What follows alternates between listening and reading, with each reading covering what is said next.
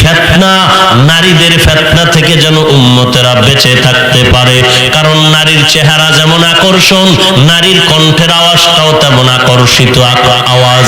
অতএব নারীর বডি ঢেকে রাখা যেমন ফরজ, তাদের আওয়াজটাকেও কন্ট্রোল করে রাখা ফরজ। এই নারীর দল, খবরদার বেগানার সাথে কখনো কথা বলবা না। এরে বেগানা পুরুষের দল, বেগানা নারীরে কখনো সালাম দিবি না। সালাম দেওয়া জায়েজ নাই, বেগানারে সালাম দেওয়া যাবে না। কারণ সালাম একটা শান্তির আওয়াজ, সালাম হলো মোহাব্বতের আদান প্রদান। এই সালামকে কেন্দ্র করে কণ্ঠের আওয়াজ যখন আদান প্রদান হবে, বেগানার কণ্ঠ যখন আসবে, মোহাব্বত তোমার ভেতরে ঢুকবে। কারণ তোমার অন্তরের মধ্যে ময়লা আছে, নাপাক লাগানো আছে, তোমার ভেতরে যৌবনের নাপাক লাগানো আছে। কণ্ঠ শুনলেও তুমি ওদিকে ধাপিত হয়ে যাবে।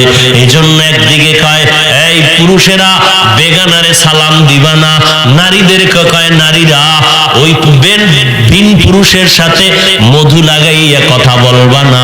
এমন মেজাজ করা কণ্ঠ দিয়া কথা বলবা, পুরুষটা যেন বিরক্ত হইয়া তোমার সাথে কথা বলার ইচ্ছাটা হারিয়ে ফেলে।